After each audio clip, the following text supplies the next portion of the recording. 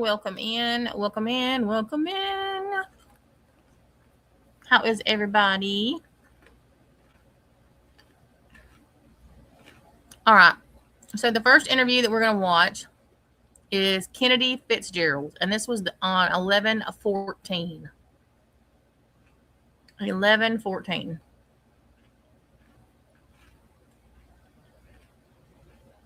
And this one had some pretty interesting tidbits in it. Here we go. I'm going to mute and color, but I'm listening. Basically, what I'm trying to do is, I understanding that you were with that night. Correct. Okay, so what can you tell me? When did you first run into or any of the other gals, or even Ethan, who live in that house? And we're at my home. They had gotten there, I think, around 11 p.m., 11:30 p.m., and we're there for a few hours before we walked home. Okay. They had walked. So you and were there? Yes, correct. Okay. And they showed up together? No, had showed up an hour prior to, and had come. I'm not sure who she had arrived with. Okay. So, but showed up about when? I want to say 10:30, I think. Okay. And where do you live? What's your actual address? I live at Avenue. Is there an apartment number to that? Nope. Okay. All right. So showed up about 10:30, and then showed up a little bit later. Correct. And you said that was about 11:30, right? Correct. And she was with another female? I believe so. She did not arrive alone. Okay. Yeah. I'm not really sure who she was with. Okay. All right. And during that time, how long were they there then? 2-3 hours. Okay. And you said you walked them home? Yes, I walked them past the Whites. Okay. Those apartments, and then we had said our goodbyes, and I walked back to my house. Okay. And what time was that at? It was really late. I honestly, ballpark 2 a.m. Listen to what she's saying. Honestly don't know for sure. Okay. She's blowing up Dylan and Bethany's story. This is the girl who had the party they were coming from.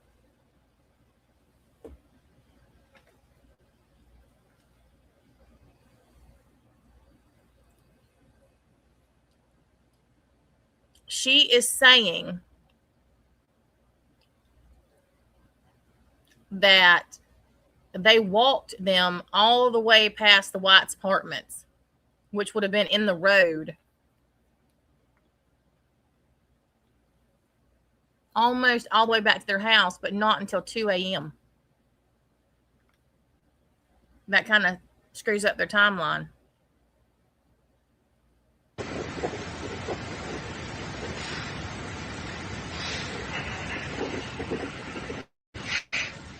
Okay, so you walked back into the Whites. At what point did you stop?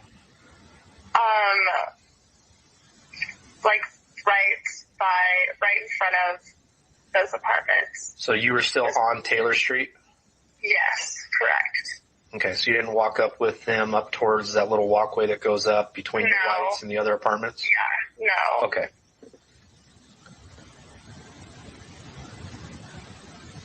Okay.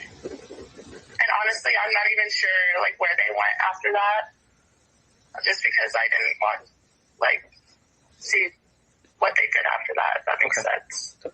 All right, but you were on Taylor. You said goodbye. You turn around, walk back to your place. Yes. And did they at least start walking towards? Yes, they walked, away from me. Like towards that path, or continuing up Taylor Street to King? Continuing up Taylor Street.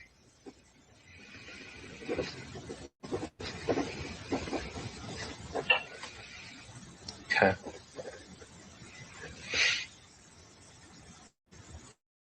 And was there anyone else with them, or was it just the two of them?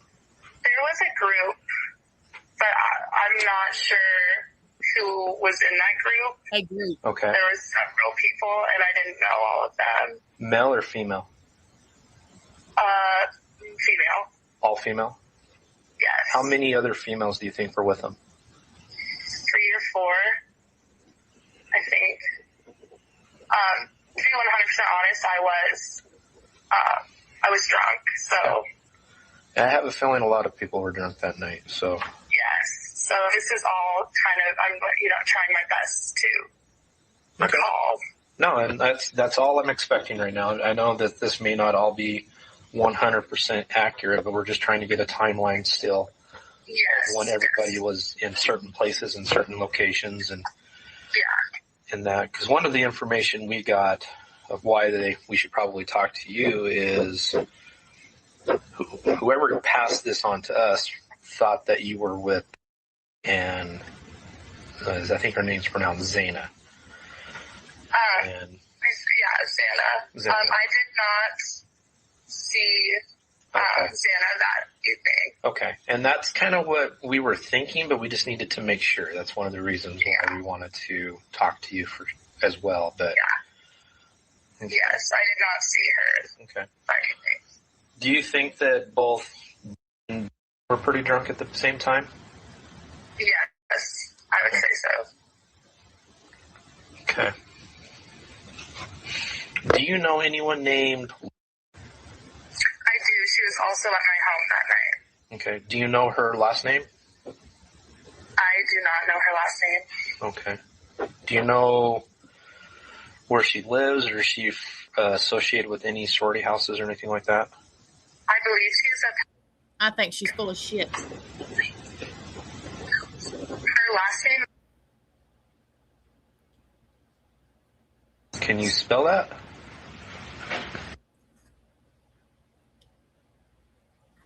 I believe. Okay. I can double check actually right now. Okay. Well, I'll let you do that here in just a minute, and then you can just text me her name if you verify it or anything like that for me. Okay, perfect. Okay.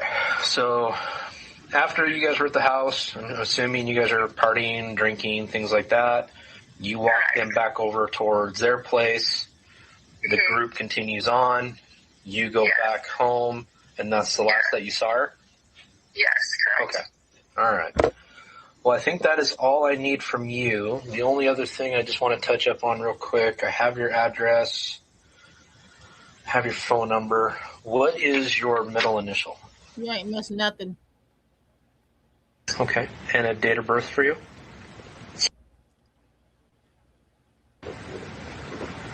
Okay. And if you're heading to, and I'm assuming you have an Idaho driver's license? Correct. All right, perfect. Okay, well, thank you for taking the time to kind of give me a little bit more information on that. House of Uranus. Of course. Like I said, if you can find out 7th hour of the name for me, her last name, and that if you could just text it to the number I called you on, I would be very appreciated. Okay, will do. All right. Well, thank you very much, and be safe, okay? Okay, thank you. Kennedy Fitzgerald. She's the one who they were supposed to be at the party that night. Now, here is the interview. Get ready to vomit. I'm going to put this, because this isn't long. I'm going to put this at 1 and 1.25, and we'll see if it's too fast.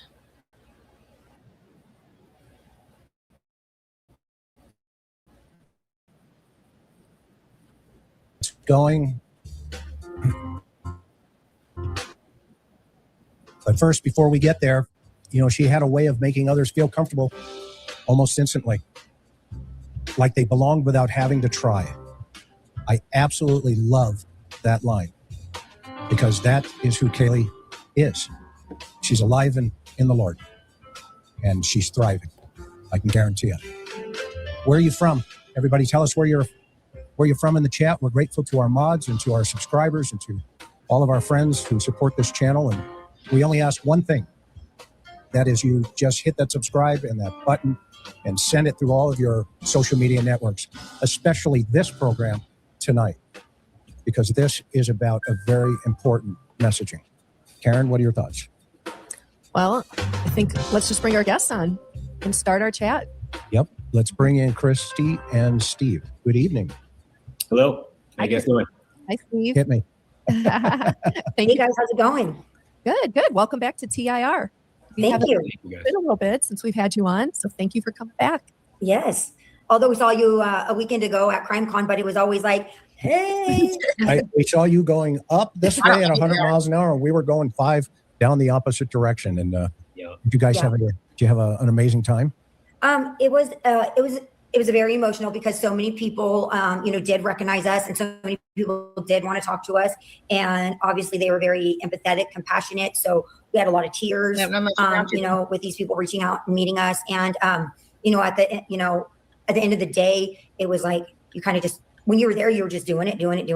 And then at night, it was just like, oh my gosh, just taking it all in, and it was so much. And then by day 3, I'm like, oh my gosh, this is a lot. It was weighing on me, just, very heavy and not bad, just the impact that Kaylee and this whole situation has affected so many. I mean, there was, I think I heard at one time 9,000 people there.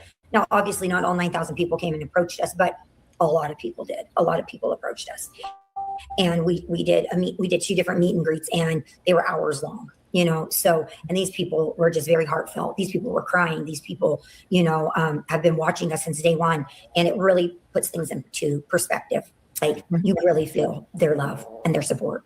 I don't know you're a lunatic bitch. I know. I just think for any of our new viewers, people who may be watching us new in the past couple of weeks or months, if you're not familiar with the Idaho 4 case, Christy and Steve Gonsalves, their daughter Kaylee, was one of 4 University of Idaho students that were killed November 13th, 2022 in their off-campus house while they slept in their beds. And so we have had Christy and Steve on many times over the years to talk about various things with the case, the investigation, how they were doing, repercussions, just all of it. So I just wanted just to put that out there. If people are tuning in and they're not familiar with your family or the case, they just wanted to say that. But, yeah, and we won't mention that dirt back here, so we're going to keep moving forward. Yeah, it's all about the victims. It's all about the victims. And so, question. So definitely tell weird, us about Lisa. how you guys felt when you were sleeping. And I hear your dog again. I love that. I love that guy. What's his name again? Remind the audience. That's okay. He's sleeping. Juju, she's a girl, and she's our mama dog, and she's our oldest girl. She just turned 8, actually. Her birthday and Maddie's birthday, May 25th, are the same. So she just turned 8, and she is a snorer. And I tune it out. I'm so used to it. We're so used to it. But anytime we do an interview, people are like, I think it's her stomach. It's like she's just my sleepy old girl dog. Yep, she's a mama. Juju B. That's awesome. And what's her breed? What's her breed? She's a Brussels Griffin. Yep. Oh wow. Did you guys pick her up at a breeder or what? Yeah, we did. We had a flew in her. This one we picked her up in California. Nice. Very nice. She's a smooth coat, black and tan, and Brussels Griffin, and she is beautiful. Yes. Which is a segue, I guess, into Murphy. Murphy Gray. Jack actually just sent me a picture. I think we may have been in CrimeCon when we got it. Or I felt like maybe sitting in the airport or something, and I got this picture of Murphy all curled up on Jack's neck. Wow. And then Jack texted me on Kaylee's birthday a couple days ago and was like, "Let's get together." And I was like, "Absolutely." Yeah, what would be a good idea if you guys go on the road, with your foundation and everything that we're going to dive into here this evening. You should bring him with you one night, or have him show up if you have something local. You'll have more people will come to pay to see him, because Buddy, if we take Buddy anywhere, it's forget the humans. You know, Yeah. let's just get to this guy. Your eyes So, right here. I'm the same way. When we were at Crime Con and I saw that little dog area where there were the court dogs, yes. I was like, wait, hold up. I had to pet them all. I had to pick them all up. I had to kiss them all. I was just like, oh my gosh, this is amazing. And Murphy is loved. He is like, people love Murphy. I mean, you know, so yeah, His Instagram page has exploded. we could get some clout with Murphy. Make some connections that we couldn't make. Yeah. Awesome. Well, you know, so individually though, how are you each doing? I mean, overall, there was some recent, you know, garbage that I heard you guys were broadsided once again. Karen told me, and you want to talk about that or share what your thoughts and feelings were? So that was, it was definitely a shock because parts of the autopsy reports had already came out in that book that just came out a while back. And we were really upset about that. But we thought that would be the extent of it. And then we see that the actual official autopsy reports were dropped and they came from Ada County. So Ada County does not notify us in any way, shape, or form. If something, neither does Latah County per se, but if something comes from MPD, we get about a 3-hour heads up. So Sometimes it's a little longer, to be completely fair. Sometimes it's usually a couple hours, maybe half a day. But obviously this came from Ada County, so there was no email, and it comes in an email saying this is coming. So no, I was just doing my thing, and somebody texted me and said, "Oh my gosh, Chrissy, have you seen this?" And I have not. And you know, you see it on the official letterhead and whatnot, and what the medical examiner was going to be testifying about. And I think is what really got me was her testifying to the extent of Kaylee's suffering. So that's something that we had convinced ourselves that had not happened, that Kaylee went fast, went quick, the Lord took her. Oh my And it was very fast, you know, so we had kind of moved on from that. So to see that the medical examiner was talking about that, that was hard. And then we have the official autopsy report, but it's nothing that we have not gone through it every single step of the way. Like this. I mean, we've glanced through it, but Oh, it's imagine not something that. that you just want to like read every single thing. So to see these YouTubers, these TikTokers, obviously put a lot of time into depicting them and making silhouettes of our children. AI You know, diagrams. There's this, They're and so it's sick, people. 3 inches long, 2 inches deep, or it went completely through. This tooth is gone. This tooth is chipped. This is all the way to the skull. This was 5 inches deep. It's hard. These are the type of things that make you angry as a father. And then you tell yourself, all the work we're doing is getting wasted with just laziness from the court. The court's just being lazy. These could have been redacted. And if these actions lead to more suffering from more families, like this is a triggering event for somebody that's in the wake who's going to read these and then get off on it and get emboldened, then it's on courts like this that just won't do the right thing. And it's frustrating that we'll have to go talk to some legislators and pass more laws because people there's no leadership in the courtroom. We just don't understand why they needed to come out. Why? Well, it was all a lie. They said, "Oh, if you do a plea deal, it'll be all easier for your families." I knew it was a lie because I had a good lawyer that had a lot of experience. But a lot of parents were tricked into thinking that this would be the fastest way to make it go away. And we know now if we would have had a trial, it would have been over in November, 6-7 months ago. Bill Thompson told us the autopsy reports are protected by HIPAA, that even though somebody is deceased, HIPAA is extends 50 years. And an autopsy report is covered under HIPAA. And he said they would never, ever be released. So Yeah, that was a lie. Yeah. We were like, okay, so we've reached out to him and asked why, and he has not. He doesn't even have the guts to write. He has not replied. Because he knows he has no leg to stand on, so he doesn't even reply back. But we have reached out to him via our attorney Shannon. We've actually heard more from Brad Little, who's actually done everything in his power with his lawyers to actually make it right. So it's frustrating when you have one that's directly involved in the courtroom refusing to do the right thing. But there's a lot of people in the government who do want it to be done properly, and are trying to work with us. It's unbelievable to me that they could release something so, release it and not tell the victims' families, give them any kind of heads up. It doesn't make any sense because they know it's going straight to the media and they know it's going to go straight to social media, and why there is just no thought about the victims' families and the sensitivity It's mind blowing. It really is. Yeah, and now with AI, they can upload these docs and it'll just recreate like a crime scene, or it's recreating our children's bodies. Yeah. It's disgusting. And if you don't have the original docs, you don't really have a way of knowing if they're embellishing, is this AI, is this what's truly written in the docs, all the stuff they're sharing. So all we wanted was the original docs, so then we could go to our docs and then cross compare and make sure we could keep the narratives as accurate and as honest as possible. Yeah. But we weren't even allowed that. So I mean, we've always been transparent about what happened to The Kaylee, narrative. but we didn't think that it was necessary to talk about how many inches wide it was, how many inches in length it was, how many inches deep it was. You know, that's it. I just don't see any purpose in that. You know, that's It doesn't- that's sick. you know, how, you know, it protruded through the skull, through the cheek. I feel like we have been very transparent about, you know, this is what happened to our daughter, because we feel it is important that people know that there are monsters out there. There is evil out there. He's not the only one.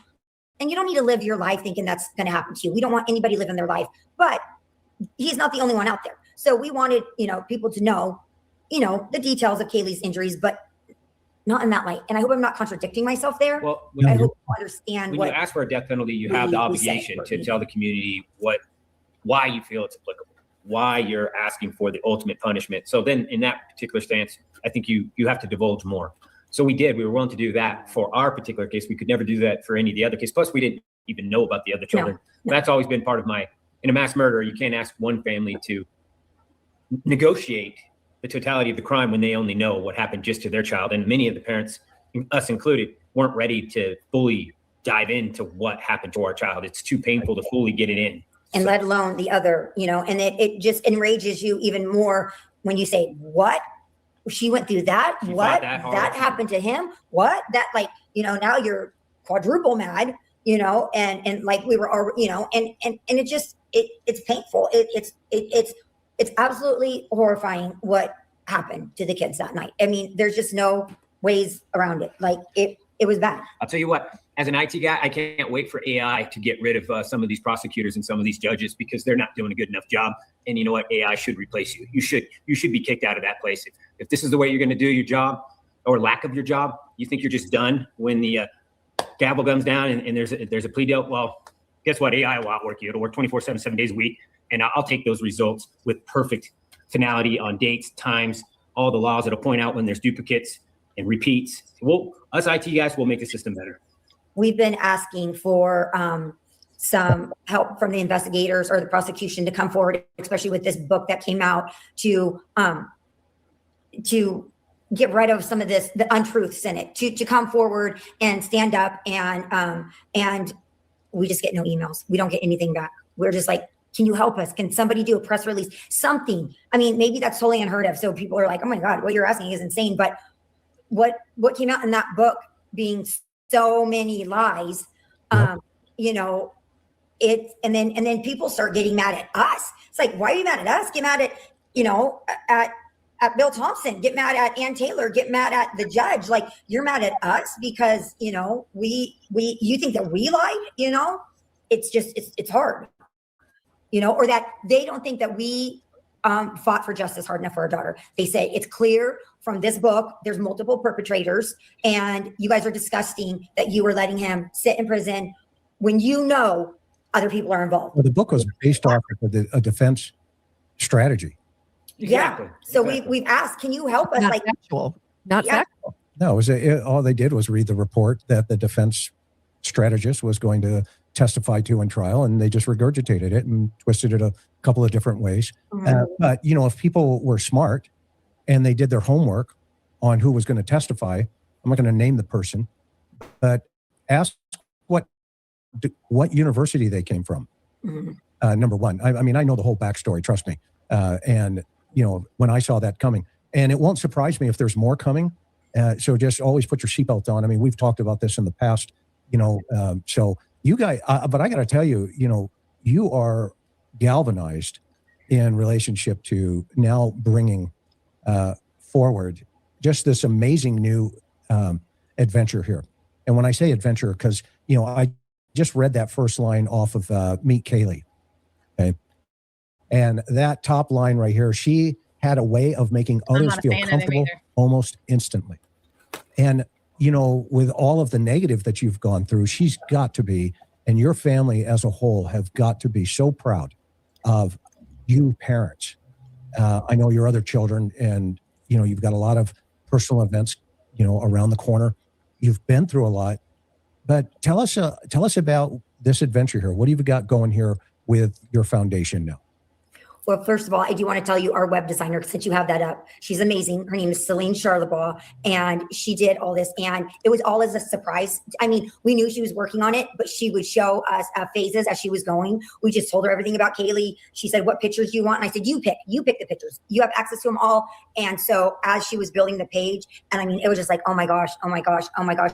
So it was just amazing how she was building it and then showing us pieces at a time. So we owe everything for this page to Celine. She did just a beautiful job on it. She did it all free, all volunteer. All volunteer. And she created Kaylee in the perfect way.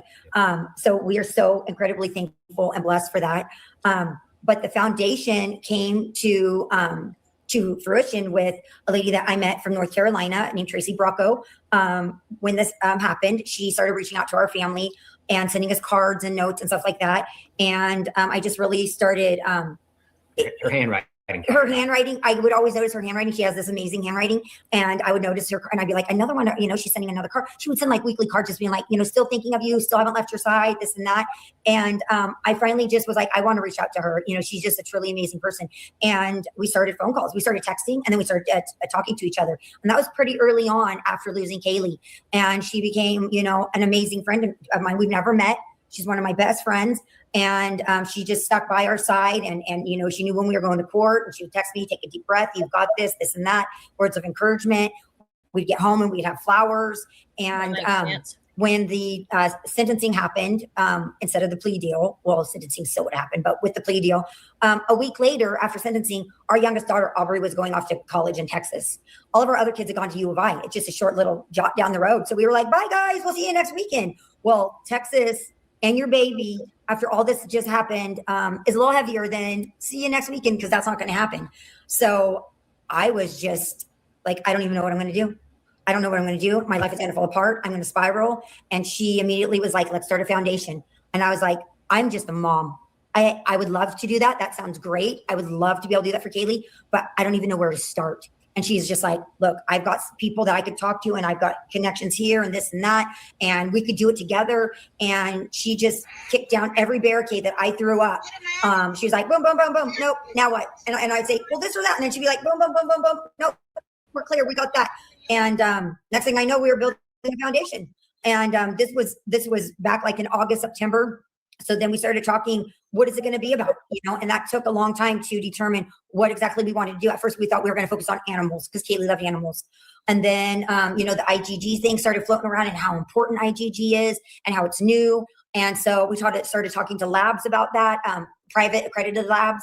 And we said, this is it. We want to start paying for funding where these cases don't sit on a shelf because they're underfunded. Not that they're unsolvable, they're just underfunded.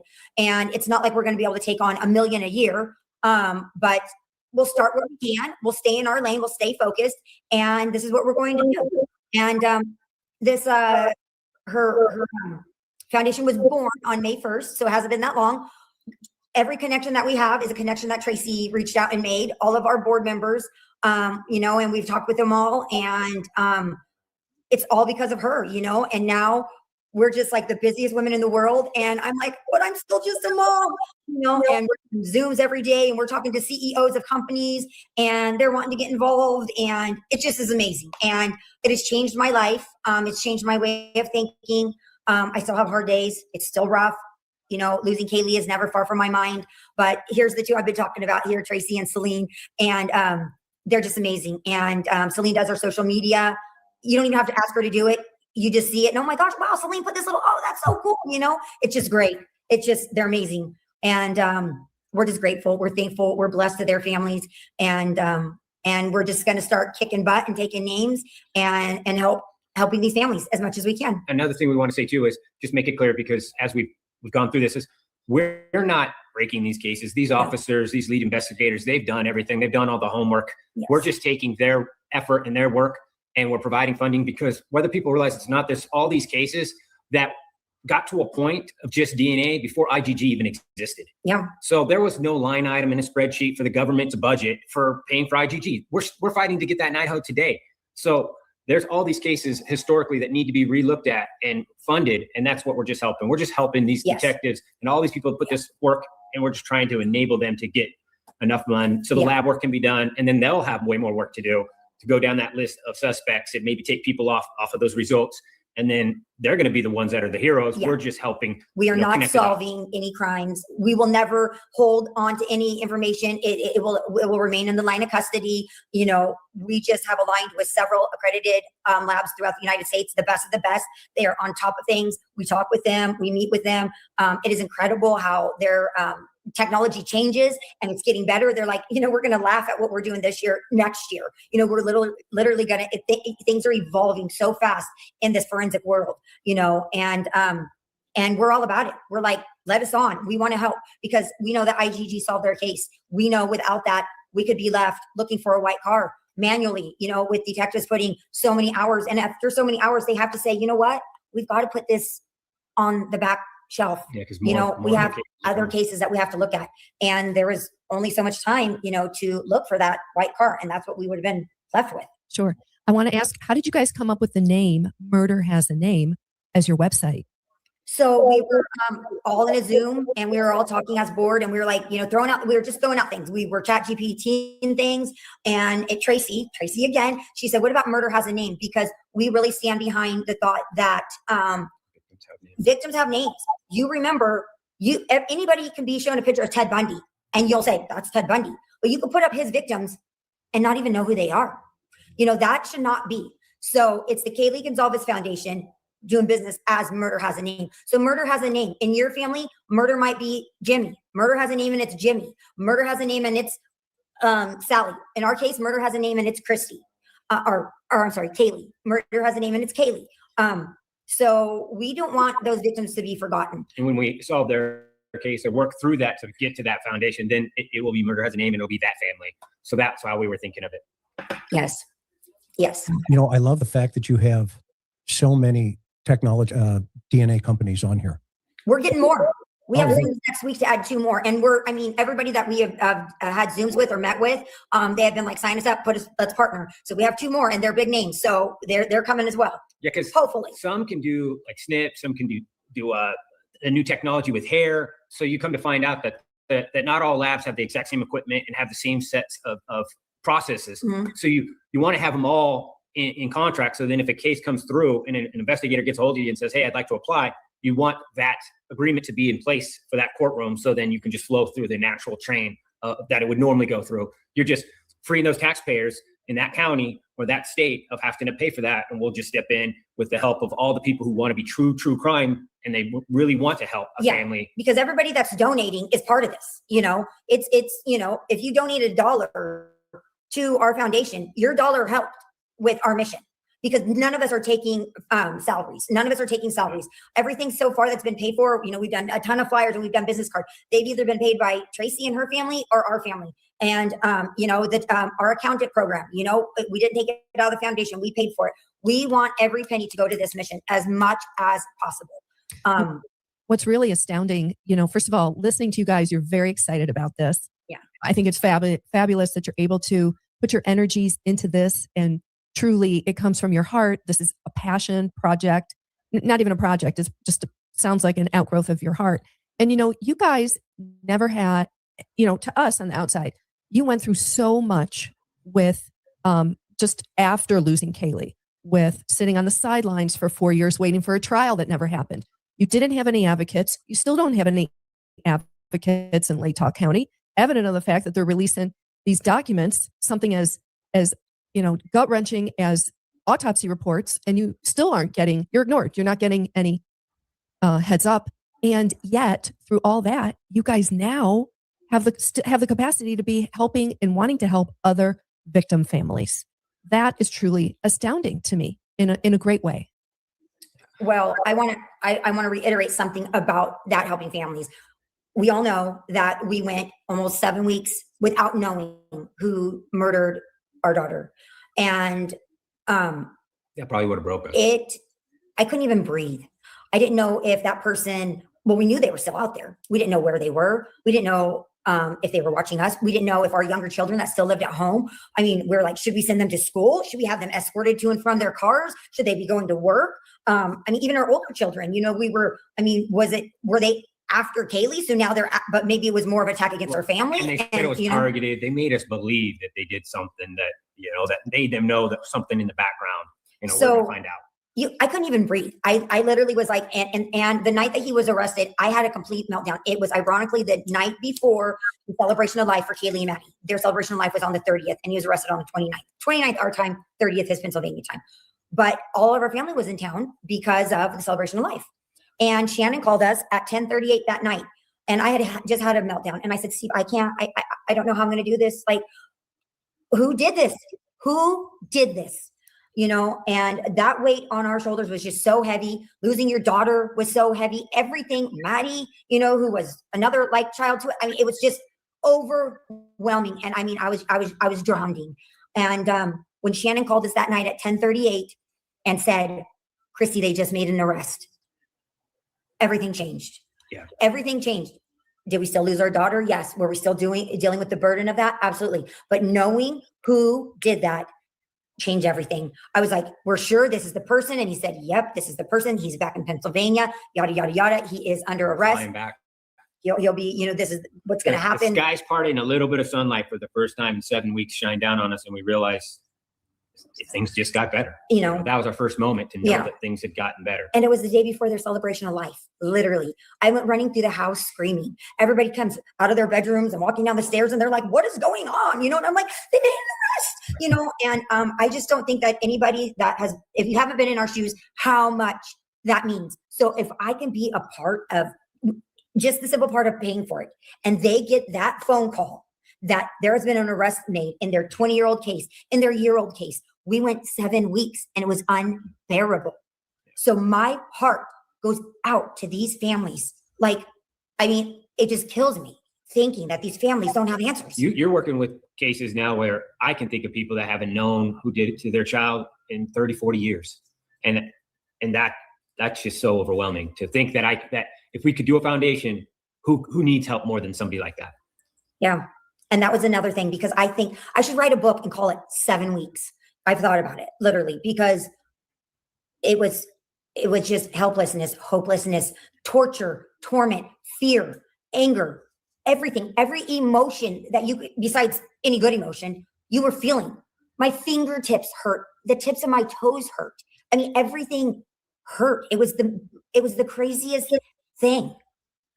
And then add on top of that, the craziness in social media and all of the other stuff. I mean, you guys couldn't go anywhere without somebody yelling at you. Yeah, our house was surrounded. Our house was surrounded with media probably for 3 weeks, maybe 4 weeks. Probably a little longer. And then it came back once there was arrest, then it started again. But I mean, they just sat out there, we had, signs that said keep out, notes that said leave us alone. Our kids would get in their car and leave and have to go through. I mean, and it was just, it was hard. I don't think that most people realize, and some people think that we embellished it. Yeah, like we liked it, we wanted it. It's like, and it's like, what is wrong with you? Why would you think that we embellished that? Do you think that adversity was in preparation for this success? Definitely. And that's why you hear us more upbeat, more talking. Nothing's harder than talking about your dead loved one. I mean, that's hard. That's hard. Talking about helping other families, that's easy. Just putting in work, just putting work in an organization and telling people that's so easy. But when we were talking, hours a day sometimes about the most critical, damaging things that happen to our kids, that's hell. That's so much harder than this. So, and that was our life. It's still our life. We still talk about, but I mean, it was every day, all day. That was our only conversations. We'd sit there and talk to each other, and we still do. I mean, we do. We still think, but we have something positive to work. We do have something positive to work for. And I think Kaylee would be so proud. I mean, Kaylee did watch true crime. I did watch true crime. It totally hits different for me now. But when this idea came, I was like, this is exactly. She would have liked for us to feed starving animals too. So maybe if we get really, really big, maybe we could branch off and feed, animals too, or get a big dog farm or something like that. She would love that too, but she would love knowing that we are giving or we are helping in some way. Yeah. going from just viewers to participators. Yes. I think that's a way better positive message. That's something I knew I could get behind it because I didn't want to just watch it for entertainment purposes. It wasn't until I knew I could play an active role, find a case, and then do something about it that I was like, all right, I'll commit to learning about this stuff. You know, Steve, I've said this before, like me, you and I have both married so far up, we can't see straight, right? And, but I've got to compliment you. You know, you are one strong hombre, man. You really are. And you know, a lot of people read you wrong. They read you wrong because they didn't understand the fact that you're fighting for your daughter. You weren't fighting against the system. No. And the perception of that was because you were able to, you know, come at this thing with authenticity, right? I mean, you're the one that got the phone. You guys got the phone call. You guys experienced that grief. You guys had to read it in the newspaper. I mean, all the stuff that you had to go through. And then when you would say, hey, wait a minute, you know, what about us? Okay. And it's a really interesting phenomenon sometimes whenever a case hits the court system. The system in our society seems to take, and I think it's a cultural thing. I don't think it's a societal thing. I think it's a cultural thing now, where the victim gets lost and it becomes the perpetrator. Okay, the perpetrator's rights. This got this perpetrator, that blah blah blah, and through that whole process, it's like they rise, you know, up here, and then the victim is no longer here. But you guys have handled that with such grace and with such, I don't know what's the word, class and dignity, and you're an inspiration for other victim families. You are. You truly are. And there has to be others out there watching you guys and looking at your example going, man, if they can get through it, I can get through it somehow. Yeah. Right? Yeah. And you know, through the whole process, all you've been trying to say is, let us tell you about Kaylee's story. Mm-hmm. And that's all you've asked. Mm-hmm. That's all you've asked. And I can't believe the hate that came your way. And, you know, I know now they're going to have to look past this and folks are going to have to really take a hard look because here now in, you know, Kaylee's memory and in Kaylee's, you know, breath, you're helping other families to go through what no human can ever imagine what that feels like unless you've been there. And you know, one of the things I want to tell the audience real fast is if you have your phone and you're watching this right now, please go to this QR code. Scan the QR code. You can just put your phone up to the scan. If you're watching on your TV, on your laptop, on your phone, on your any device, and that will take you straight over to the website, the foundation's website that you're seeing right here. And rather than give any super chats or anything like that to us in this program tonight, go over and hit these monthly circles. It's over here on the right. It says circles. These are monthly support circles for $5, reoccurring $15, $35, whatever you feel comfortable and able to support in behalf of Kaylee and the foundation, because you're not only going to help yourself, because I believe in karma as a whole, okay? But more importantly, you will be in a position to say, hey, I may have done that when they solve another one. Yep. And what a great position to be in. What a great opportunity that is. So everybody, again, hit this QR code, okay? And go over and then go to the circles over here. Hang on, I got to jump over to that screen. I apologize. You should see me drive. Over here. Okay, hit these circles here, okay, and sign up. We're going to. So as this is exciting stuff. So other news, when at CrimeCon, tell us about what it was like to have, you know, people come up to you and talk to you, and just, I know you mentioned it earlier, but what was that feeling like knowing that, man, we're here because of Kaylee? You know, it was overwhelming, but overwhelming in a good way. You know, like it really hits home that people really care about what happened. I mean, we had so many people, whether they were telling the truth or not, tell us that when they found out we were coming, that's when they said we're going. so many. And most of the people were from back east. Yeah. We would say, oh my gosh, where are you from? And I mean, it was always like back east. It was not like, oh, Idaho, you know, not that it, but I mean, far. And they're like, when we heard that you guys were speakers, we had to come, you know, and you have to sign up to do the meet and greet. You have to be a certain type of member. So, and to think that they chose us to do their meet and greet with, when you could have done it with Chris Hansen, you know, Nancy Grace, you know. There was another table with all, I think, 4 or 5 subject matter experts that were very well qualified, and people were going through their line to meet them. Our line was full. Theirs was completed, and they just kept coming and kept coming and kept coming. And like she said, people from all over America, people out of the country.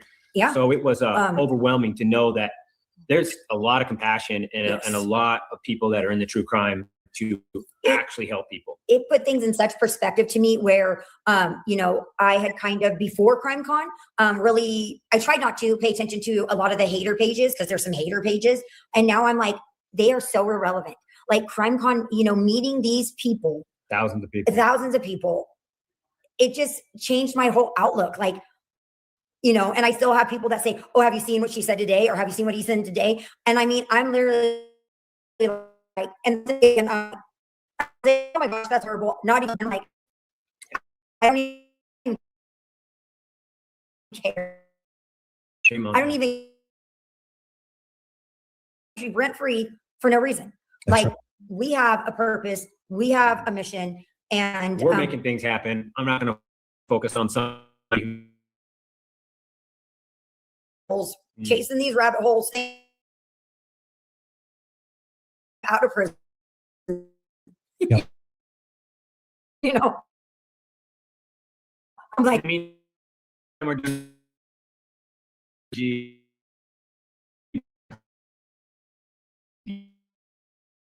you keep hope you're going to get him a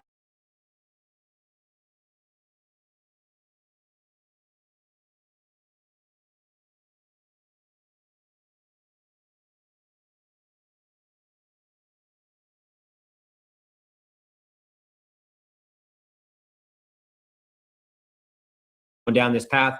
They want me to call up the prosecutor. If they want me to talk to their lawyer, I'll do all that stuff because I feel like that's part of why I was put in this position, why God put me in this place. the families that we are, that is one of these 4 families, you know, fully gave Steve permission, like, please speak on behalf. Please, I wish I could do what you do. Go ahead and, you know, and Karen always said, always talk about Maddie, this and that, you know, but even, you know, another family said, oh, I wish I could do what you do, see, but that's just not me. That's, you know, no one in our family, no one in our family's like that. So, you know, please, you know, like we support you, we watch you and we're going, yes, go Steve, you know, and we're like, okay, you know, and there's 4 of us. And I respect the way all 4 of our families have handled this. All differently, but all very respectfully. You know, it just genuine. Truly shows the difference. I mean, in one case, 4 families handled it totally differently, and it's fine. And if the 4 kids were sitting in the room, they'd all be 4 different kids. So it's to be expected, right? Yeah. So yeah. Yeah, I have an old saying that says you can't blow out a light bulb. And you know, so you guys are rocking it here, and you know, with all that other stuff, you know, behind you, you know, that this shelf behind me. My dad was, he fought in World War II, Korea and Vietnam, and both of my parents are buried in Arlington National Cemetery. So I was raised by 2 Marines. Oh, wow, that's tough. And my mother— You don't cry, they whip you, make you cry more. I'll tell you what, man. And my mom used to say, she would pull me aside if I was having a bad day, and she would say, Christopher, and she'd look me right in the eyes, and, you know, she'd give me this big hug, but she would hold me, and she'd say, Christopher, she says, I want to tell you one thing. And I grew up with this, by the way. Okay, now you know how I am. She would say, whenever the dragon breathes fire, pull out your sword and cut its head off. Wow. I love you. That was crazy. I thought, oh man, is my mom, you know, off base here? But she was a Marine, right? And so once you came to know her, it made a lot of sense of how I am today and why I'm the fighter that I am. And I don't care what people think about me. Her love language had dragons in it. Yeah, exactly. Love language with dragons. Yeah, and that's powerful. Yeah. But it works. It works. And and that's why I say I think people read you wrong. Yeah. I was very angry and motivated, and I was getting hit with new information, new details every single day, and I was trying to remain cool. But I hope I can course correct to the point where people understand this is what we're trying to do. We're trying to make the system better. And one thing to complain, it's another thing to actually go to legislators and do things like we're trying to do. So, and this stuff is not scripted. So, and we didn't read a book on when media comes to knock in after your daughter is brutally murdered with her best friend. This is what you say. This is how you react, and this is what you do. Yeah. So we did. He did. I did. Just what we felt we needed to do. And if that was the way we said it, a lot of times things got misconstrued. But we didn't know what to do. We're just standing up for it. And then, I understand Steve is very literal speaking. So a lot of times people could take that the wrong way. And I would notice some people understand and they'd be like, that's not what he means. He means blah, blah, blah, blah, blah. And I'd be like, exactly. Like some people do understand what Steve is trying to say. He didn't have to go upstairs, just flew people. Oh yeah. They just didn't understand. And I was just like, I don't have enough time on a 2-minute clip to go into great detail on something. And when he said that, because that's one thing that people literally always say, why did he say they didn't have to go upstairs? Well, at that time, we were just told minutes before, we have no idea who did this. We don't know if it was a male. We don't know if it was a female. And that's what made him so mad that he was just like, you're telling me that you can't at least say this was a male. You're telling me that a female went in there. We should be on the lookout for So he was extremely mad. And if somebody breaks into your car and you don't know who did it at all, you wouldn't say, I don't know his name. They took my wallet. I don't know who did it, but they took my wallet. It was a way of saying, or I don't know, how they got in, but the back window, or the house was broken into, they came through the back door. Yeah. You wouldn't say he came through the back door or she came through the back door. It's kind of a way of saying it without putting a sex to it. Because they had just told us. They literally. If I would have said he, they would have thought that I knew from insiders that they told me it was guys. And he just said they didn't have to go upstairs, meaning they went after one of our girls. I mean, that was clear. The only thing upstairs was Maddie and Kaylee's room. And we knew from the coroner that Maddie and Kaylee were killed first. So walk past other victims. They just meant it's an unknown sex, So you couldn't say he or she. So you just say whoever it was, they didn't have to go upstairs. So that was my way of saying. And people just still to this day, let's not forget that he said they. Well, it's like he said they because there was no sexual term put on it. We didn't know he, she. So, yeah, we don't know why they went in the house, but they went upstairs. Yep. So we want Idaho and all of America, actually, eventually, when it's all said and done, to be a safer and better place. And like we were saying before, off the script, that I'd love for us to go to CrimeCon, and every year it got a little bit lower, and we had less these type of murders and these type of things. Get to the point where we all go there and talk about how there's none. That would be beautiful. So that's a goal. And I've always played sports. I've always been competitive, gone through my whole life since I was just a little, 2-foot kid all the way through. So this is how we'll do it. We'll try to make the system better, and we'll partner with guys like you two. And you guys have been doing it a lot longer than us, yeah. And you have a lot more wisdom and experience, and that's why we're here. We hope to help another family. Yeah, absolutely. I love that talk. Little you do. It's perfect. If he's just so perfect. She. I don't know. Yeah, you guys know. What? Any other false narratives that you guys want to address? I mean, just kind of an open-ended question. Is there anything out there that absolutely drives you crazy that you want the public to say, look, enough? Actually, there is. This one really gets me, and I'm so tired of hearing it. Okay. That we only speak and we only went to CrimeCon and we only are here on shows like yours tonight because we are making money off of our daughter's murder. We are grifters, and that's all it's about. We don't even care about Kaylee. We just want the money. They just want money. And I want to be very clear that we have never been paid for one single interview. And let's talk about the GoFundMe. When the GoFundMe was for trial, the 3 months that we planned on being away, we offered every penny back. We understood that we weren't going to trial.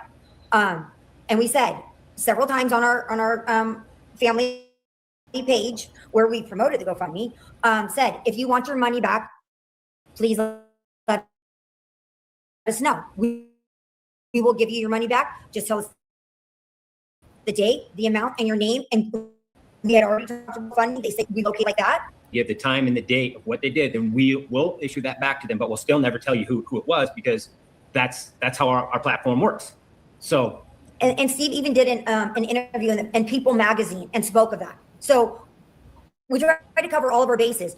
One person got a hold of us and they actually tried to swindle us out of $4,000. Yeah, they should have One scammed us. person got in touch with us, said, It's a pro burger. my name is this.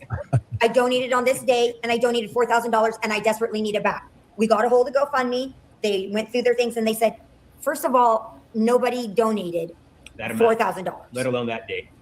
Not on that date. What is this name again? They did everything. We worked with them for like 3 days trying to locate this person. She insisted. So they're like, Finally, I pulled the plug and I said, look, you are trying to scam us and shame on you.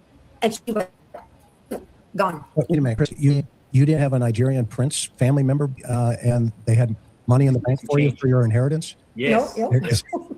Just send us your bank account, and we'll deposit the money rapidly. Just the fact that happened, Christy and Steve, is, speaks volumes for what you guys have been put through needlessly by, to your point. And in the end, 99% of the people, 0.9 are good and did the right thing. There's just that one little fraction that they're the pro burgers. And the people that complain, when I ask them, did you donate to our GoFundMe? Because if you did, please let me know your name, the amount you donated, and the date you donated, and I will get you your money back. Well, you don't hear anything, but it sure is something they like to talk about. So GoFundMe, we offered every penny back if you wanted it, and we have never been paid for a single interview or documentary. And never. Another small one too, just for those people out there, just to destroy their narratives. Kaylee and us, we loved her to the bit. She was here the very last week before she passed away. She went with her mother to go get a car. People would try to say that there was some kind of family rift. Yeah. She wasn't staying with us. Just complete lies. They said that we were not estranged. Yeah. That she was estranged from our family, that she didn't even talk to us. Matter of fact, she lived with her grandma. Well, the funny thing is, grandma lives with us because that's my mom. And when my dad passed away in 2016, we moved my mom, grandma, in with us. So, no, I mean, I talked to Kaylee the day that she passed away or the night before. She was texting me. She was sending me pictures of her and Maddie. She never had any of us blocked on media, any type of media. We're a very close family. We've never been estranged from her. Neither has any of her siblings. I mean, they may have, back in 8th grade and 6th grade or something, been like, I'm blocking you or something like that. But as adults, there was no estrangement. Absolutely untrue. She did talk to us all the time. All of us. Yeah, we did take her Subaru money.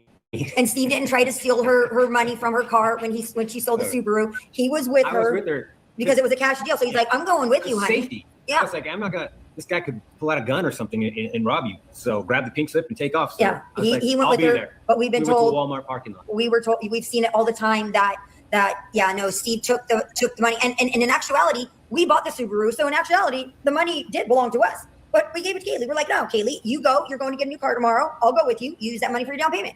But no, we didn't take a penny of her Subaru money, and he was 100% with her. Yep. So that's another one. People love to talk about that too. Well, so it's easy.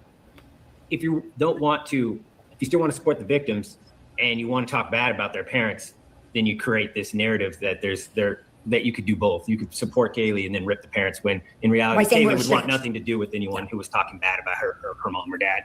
Ethan would want nothing to do with someone who was talking bad about his mom and dad, and right on down the line. So don't let people do that. Yeah. It's see through that. I hope people see through that. It's just those are three that you just repeatedly see over and over, and it's like, oh my gosh, where do you even get this? Where it even says in the police reports that she was with her mother and her grandma's when she bought her car, which was 2 days before she died. Yeah, how many college girls go with their mother and their grandmas to go car shopping? I mean, that kind of. I stayed home from work. I called in sick to work and was like, okay, fine. Another little story, but she was saying how hard it was to get Bree to go to college. This is the mother that held Bree back one extra year so she wouldn't go to kindergarten, or was it preschool? I think it was kindergarten. She wouldn't put her in kindergarten because she was like, I'm just not ready for her to go. Well, her birthday's in August, so you had to be 6 by August 1st, which she was, but she just turned 6, barely. So I was just like, she's too young. I'm keeping her home another year. And you never regret that decision. I didn't. No, never. I was like, the competitive part of me was like, get that girl. She's ready. She's ready. She was ready, but not to leave me. I was not ready for her. You weren't ready. I wasn't ready for her to leave me. So I was like, she's staying home one more year. But she's doing good. She just got her first year. Her worst grade was 94%. And I talked to her about that. We got to get that up. But she's doing really good. Yeah. What about, it's crazy. How did you navigate that though? It had to be extremely difficult listening and then thinking about it, because I can only, we can only measure our experience, right? I mean, Oh, I'm about to fall asleep, and there is still 30 minutes of this shit. I don't think I can handle any more of it tonight.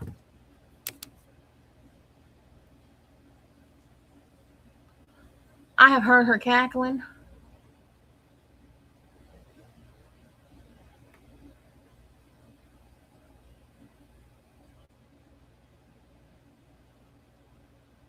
I don't think she has taken a full breath the entire time they've been on here.